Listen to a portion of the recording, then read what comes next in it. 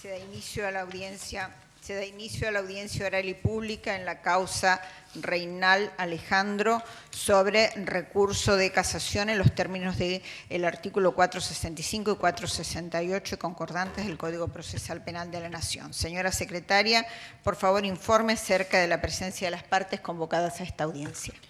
Sí, señora Presidente, se encuentra presente en la sala el doctor Ciro Niquiarico y el doctor Pablo Barbuto en representación de la Secretaría de Derechos Humanos de la Nación. Por otra parte, el doctor Rúa en representación de Eduardo Esra Sayeg, que también se encuentra presente. En representación del Ministerio Público Fiscal se encuentra presente el doctor Javier De Luca, interinamente a cargo de la Fiscalía General número 1. Muchas gracias, señora secretaria. Doctores Niquiarico y Barbuto. No sé si van a exponer los dos. No. ¿Quién va a exponer? El doctor Niquiarico. Niquiarico, doctor. Queda usted en el uso de la palabra. Gracias, señora presidenta. Voy a exponer en representación de la Secretaría de Derechos Humanos de la Nación para sostener el recurso de casación oportunamente interpuesto por esta parte en la causa que ha sido recién individualizada. En primer lugar, de señalar que en el presente caso que afectó a Eduardo Sayeg deben separarse dos planos. Uno de esos planos es el hecho concreto del secuestro, privación ilegítima de la libertad, tormentos, abusos, discriminación por el que fue afectado, con motivo de la intervención de personal policial perteneciente a la División Bancos de la Policía Federal, que dependía del Banco Central de la Nación Argentina en aquel momento, oportunidad en la que fue además doblemente abusado por su condición de judío, cosa que tuvo trascendencia pública, inclusive con intervención de organismos internacionales, fue extorsionado, fue instigado al suicidio, y todo esto al mismo tiempo terminó con la necesidad por parte de él, para salvar su vida, de entregar una suma de dinero para obtener su libertad. Este es uno de los planos que tienen que ver con la afectación física directa de la persona de Eduardo Sayeg. El otro plano es el objeto o la finalidad que tuvo esta primera secuencia, porque fue una finalidad alternativa a la que se persiguió, que era el apoderamiento del Banco Latinoamericano, del cual el señor Eduardo Sayeg era presidente, miembro principal del directorio, que fue la finalidad real y ulterior que se tuvo como objetivo principal en este accionar. Centrada en la cuestión de esta manera, ese contexto objetivo y subjetivo en el que estas acciones sucedieron, en ambos planos, le dieron calidad de graves violaciones a los derechos humanos, al mismo tiempo constitutivos de delitos de lesa humanidad, en razón del contexto en el que sucedieron, en plena etapa de la pasada dictadura cívico-militar, en donde las personas imputadas en esta causa formaban parte de las más altas autoridades de la nación. Aún prescindiendo, señora presidenta, señores jueces, de los tratados internacionales que a partir de la reforma constitucional de 1994 se incorporaron a nuestro ordenamiento jurídico, a nuestra Constitución Nacional, de todas maneras hubiera sido interpretado de la misma forma como delitos de lesa humanidad en razón del ius cogens, que sí se encontraba vigente en nuestro país desde la Constitución de 1853, como lo sabemos, y no voy a extenderme sobre eso porque sería, digamos, de alguna manera ir más allá de lo que la más alta sabiduría del tribunal lo conoce mucho mejor que yo. Siendo así, va de suyo que se encuentra entonces comprometida la responsabilidad internacional del Estado argentino, teniendo en cuenta lo que acabo de decir, que debe garantizar ante una situación como esta el juzgamiento de todos los hechos de estas características de acuerdo con el derecho internacional vinculante para nuestro país, sin que excusa o traba formal alguna pueda impedirlo. Voy a citar solamente un fallo de la Corte Suprema de Justicia de la Nación, o dos fallos, tomo 328, página 2056, tomo 330, página 3248, y sería sobreabundante citar más ejemplos. Todos los delitos que sufrió Sayegh ya fueron incluidos por nuestra jurisprudencia en el concierto de los delitos susceptibles de ser considerados delitos de lesa humanidad en el contexto del terrorismo de Estado que sufrimos en aquella época. Privación ilegítima de la libertad, artículos 142, incisos 1, 3, 4 y 6 del Código Penal. Tormentos, artículo 144 ter del Código Penal según Ley 14.616. Discriminación antisemita, conforme a la Convención Internacional sobre todas las formas de discriminación racial que antes mencioné. Coacción, artículo 149 bis segundo párrafo del Código Penal según Ley 21.338. Robo agravado, artículo 166 segundo párrafo inciso segundo del Código Penal según la misma ley recién citada. Extorsión, artículos 168 y 170 del Código Penal según Ley 2642. Y quiero hacer una breve referencia. Soy responsable por la Secretaría de Derechos Humanos de la megacausa Campo de Mayo, de la cual ya se han celebrado 13 juicios, en 9 de los cuales hubo condenas por delitos de robo agravado, por haber sido cometido con armas en poblado y en banda. Quiere decir que claramente la jurisprudencia, delitos que por otra parte, casos fueron confirmados por el Tribunal de Casación y también en 3 de los casos confirmados por la Corte Suprema de Justicia, lo cual significa que esos delitos ya han sido tenidos por nuestra jurisprudencia como uno de los delitos que pueden ser considerados como de lesa humanidad. Sin ninguna duda que lo que acabo de exponer, además, para seguir avanzando en mi exposición, se trató de una empresa criminal conjunta. Es imprescindible destacar a los fines del presente caso que aquel terrorismo de Estado incluyó, fue ya harto comprobado en numerosos juicios, una patente de ilegalidad y carta blanca para la comisión de delitos indeterminados, según les viniese bien a cada subalterno en el área de su respectiva actuación. Quienes contaban con el paraguas de la impunidad que la anuencia de las más altas autoridades de facto les brindaban de manera expresa o tácita. Por eso es de aplicación aquí el criterio interpretativo de la empresa criminal conjunta, conforme ya lo ha ratificado nuestra Corte Suprema de Justicia de la Nación en el caso o megacausa conocida como ESMA segunda parte, rebatiendo el criterio interpretativo de la empresa de la posición defensista que sostenía la teoría de la dirección específica, considerando que los altos mandos o los superiores desconocían lo que hacían sus subalternos o quienes ejecutaban materialmente los hechos en sus respectivas áreas, en los lugares donde cumplían la empresa criminal. Los ejecutores y demás imputados directos que efectuaron en este caso contra la víctima, Sayegh, no lo hicieron porque en un momento dado se les ocurrió cometer un atropello ilícito en su contra a escondidas de Reynal, el imputado en esta causa, que disponía de la División Bancos de la Policía Federal. Esto es algo indiscutible, objetivo, está en el expediente.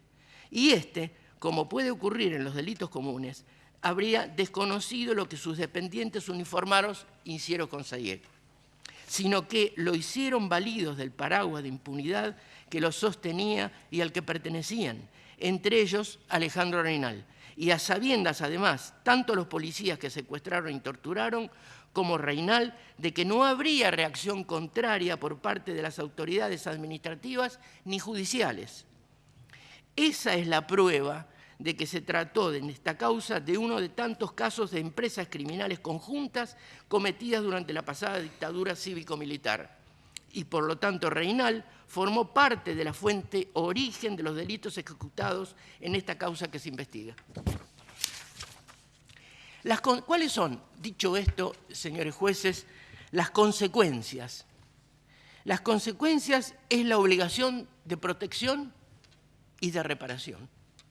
El derecho internacional de los derechos humanos vigente en nuestro país con jerarquía constitucional, artículo 75 y 22 de la Constitución, no voy a profundizar sobre esto, protege a las personas ante todas esas violaciones y delitos cuando son cometidos por el Estado, sus agentes o quienes actúan bajo su aquiescencia. Producidas las violaciones, establece la obligación de investigación judicial seria, enjuiciamiento y adecuada sanción a los responsables que actuaron en el marco, como ocurrió en este caso, de un plan general de terrorismo de Estado, más la reparación.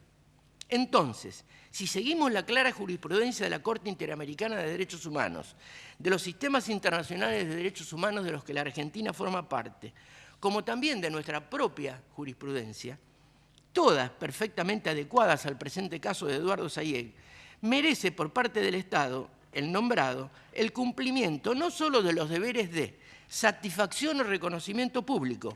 Menciono el caso de la Cruz Flores versus Perú, fallo del 18 de noviembre del 2004, de la CIDH. De reparación, casos Garrido y Baigorria versus Argentina, Chitay Nech y otros versus Guatemala, Manuel Cepeda Vargas versus Colombia, del mismo tribunal, sino claramente también el cumplimiento del compromiso de impulsar la investigación penal, el enjuiciamiento y sanción de los autores directos e inmediatos de los delitos de lesa humanidad de los que fue víctima. Menciono el caso Bueno Alves versus Argentina, por todos nosotros conocido.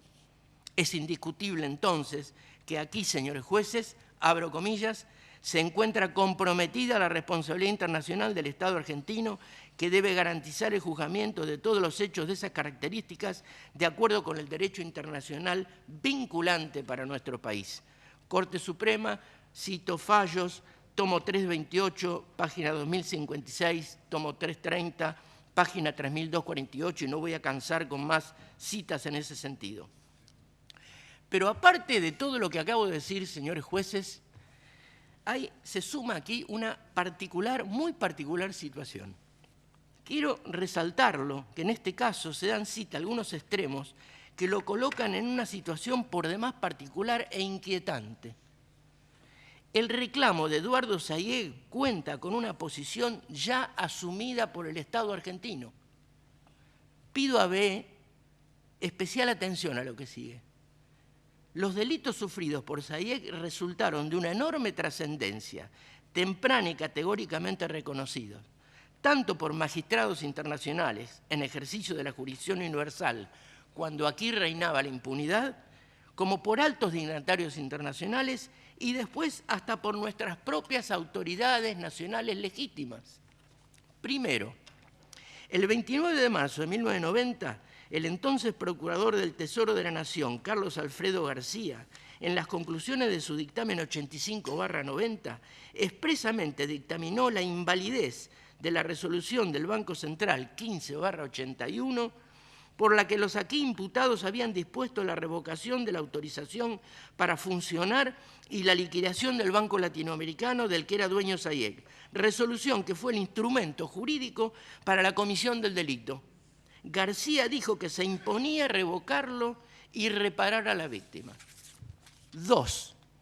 Tempranamente, el 13 de mayo de 1993, en nota al entonces presidente argentino, todos sabemos quién era presidente en ese momento, el director de Yarkov Institute for Latin America of the Anti-Defamation League of B'nai B'rith, don Rubin Morton Rosenthal, expresó sobre los casos Siderman y Sayegh. Interesa este último a los efectos de este caso.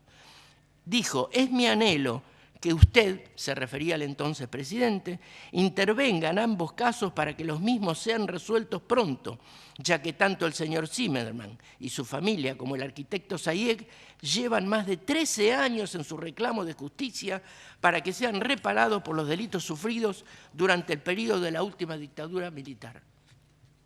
3. El caso Sayegh fue en su momento admitido por el entonces juez español Baltasar Garzón en razón de la competencia internacional asumida cuando en la Argentina reinaban las leyes de impunidad, en razón de que él consideró que se trataban de claros delitos de lesa humanidad. 4.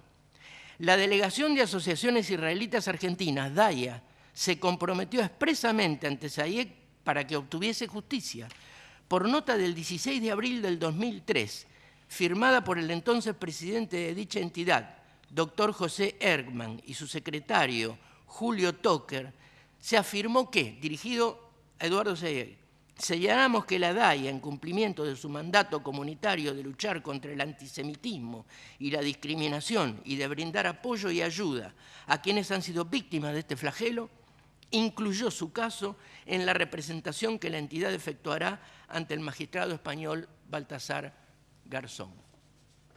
Y por último, por resolución del año 2004 de la Secretaría de Derechos Humanos de la Nación, que aquí represento, sobre la base de un previo informe de la CONADEP y dictamen específico que firmó el ex subsecretario de Derechos Humanos de la Nación, doctor Rodolfo Matarolo, el Estado argentino reconoció formal y oficialmente los delitos sufridos por el nombrado Sayek como dados en el contexto del terrorismo de Estado y asumiéndolos en consecuencia como delitos de lesa humanidad.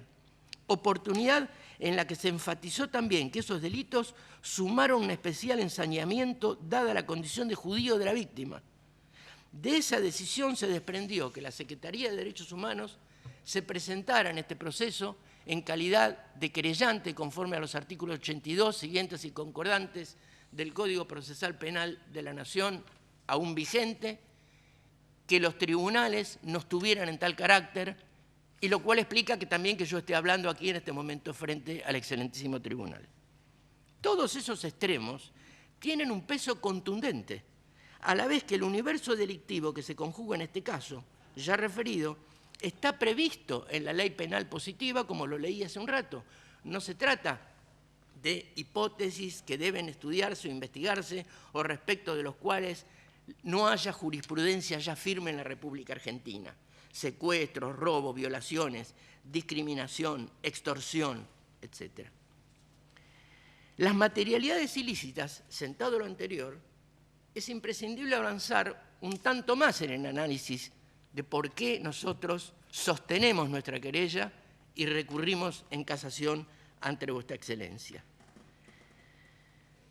Hay que ver si están probadas las materialidades ilícitas. Están en el proceso, tanto en la primera causa que se abrió, en la cual se dictó el sobreseimiento contra el cual recurrimos, como en la segunda causa, 1875, está plenamente probada la materialidad ilícita, requisito previo indispensable para avanzar. Como todos quienes hemos estudiado con cierta dedicación derecho penal, necesitamos para poder avanzar en la base de una investigación en un proceso penal. Esto en los términos del artículo 360, en última parte del Código Procesal Penal de la Nación. Está plenamente probado, con elementos de convicción suficientes para estimar que existieron esos hechos delictivos. Luego, ¿qué es lo que sigue? La autoría. Está plenamente probado quiénes fueron los autores desde cuyos sillones salieron las órdenes a la Policía Federal que actuaba bajo su directa dependencia como policía que actuaba bajo las órdenes del Banco Central. Existe certeza procesal de la identidad de quienes oficiaron como sujetos activos de los delitos, como autores, eventualmente el juicio lo dirá, si como autores mediatos o como partícipes primarios, es una cuestión que se debatirá luego, pero tenemos plena certeza de quiénes fueron ellos. José Alfredo Martínez de Osso, hoy fallecido, William Reynal, también fallecido, y Alejandro Reynal, vivo e imputado, quien era vicepresidente del Banco Central y coautor intelectual del operativo que afectó a Sayek, ejecutado materialmente por los policías que lo secuestraron y lo torturaron. Ya está todo absolutamente probado en esta causa. No hay duda alguna sobre la relación de autoría mediata o, eventualmente, participación primaria entre Reynal y lo que le pasó a Sayek. Buscarle vueltas a esa cuestión es, lisa y llanamente, lo digo con todo respeto por nuestra Administración de Justicia, es denegar justicia, lisa y llanamente. Si bien faltan individualizar a algunos policías que actuaron como autores directos y materiales de los hechos, lo cierto es que ejecutaron las torturas y demás, los que transmitieron las amenazas y las discriminaciones, sí están probadas las mencionadas autorías mediatas o como participantes principales. Hoy, de quien queda con vida, que es Alejandro Reynal, como ideólogo y partícipe indudable de la empresa criminal conjunta. Y quiero, por último, hacer referencia frente a este cuadro de situación que acabo de exponer, cuáles son los riesgos que tenemos por delante ya como Estado Nacional. ¿Cuál es el riesgo que sufre en este momento la República Argentina frente a esta situación en este caso? Siendo así, en ejercicio de la representación que me cabe, hablo por la Secretaría de Derechos Humanos de la Nación, que al mismo tiempo representa al Poder Ejecutivo Nacional, esta es nuestra función, que muchas veces se confunde con la del Ministerio Público Fiscal, no debo omitir, por lo tanto, alertar sobre lo siguiente. La dilación in aeternum de este proceso judicial incluso genera el riesgo de responsabilidad del Estado Nacional por prestación irregular del servicio de justicia. La adecuada administración de justicia es una de las garantías constitucionales que la Carta Magna pone a cargo del Poder Judicial de la Nación, artículos 108 y 116 de la Constitución Nacional. En este caso, después de que se ha expedido un magistrado internacional admitiendo los hechos, después de que el propio Poder Ejecutivo, a través de la Secretaría de Derechos Humanos de la Nación y a través del Procurador del Tesoro, han coincidido en las graves irregularidades y después de que se han reunido en la investigación judicial pruebas materiales inequívocas, estamos corriendo el riesgo concreto de error en el procedimiento o error improcedendo, que comprende los casos de inadecuado o ausente procedimiento, es decir, concretamente, denegación de justicia o negación de protección judicial, para utilizar los términos del Pacto de San José. Doctor, le vamos a agradecer que vaya sintetizando. Sí, por favor. Muy brevemente. Sí, porque tenemos todavía dos alegatos más. Sí, señora presidenta. La Muchas Suprema gracias. Corte de Justicia de la Nación ha reiterado este principio en varias oportunidades. Menciono, por ejemplo, el fallo Pollo Oscar Roberto respecto de la garantía del plazo razonable. Está claro entonces que esta situación en la que se encuentra SAIEC, después de 35 años, se encuentra en esta situación de negación de justicia. Y concluyo con este llamado de atención. De persistir la República Argentina en esta situación, en donde hay una perversa revictimización de SAIEC, privado de libertad, torturado, etcétera, no voy a repetir, corremos el riesgo de que la Argentina se acerque a una condena internacional. De esto no me cabe ninguna duda. ¿Cuál es la conclusión, señora presidenta, que esta Secretaría de Derechos Humanos reclama expresamente como fundamento de nuestro recurso? No se ve otra solución aceptable que disponer ya la nulidad del sobreseimiento dictado en la causa 6.279/97 a favor de Alejandro Reynal, autor mediato o partícipe primario de los delitos que sufrió SAIEC, atento a resultar delitos de lesa humanidad, recibirla nombrado declaración indagatoria conforme al artículo 294 del Código Procesal Penal, dictar su procesamiento y prisión preventiva conforme a artículos 306 y 312 respectivamente del mismo cuerpo, ello a fin de que oportunamente se eleven las actuaciones a juicio y se dirima definitivamente qué sucedió en este caso. Esa es nuestra posición, señora presidenta. Gracias por su atención. Muy amable, doctora Nichiarico.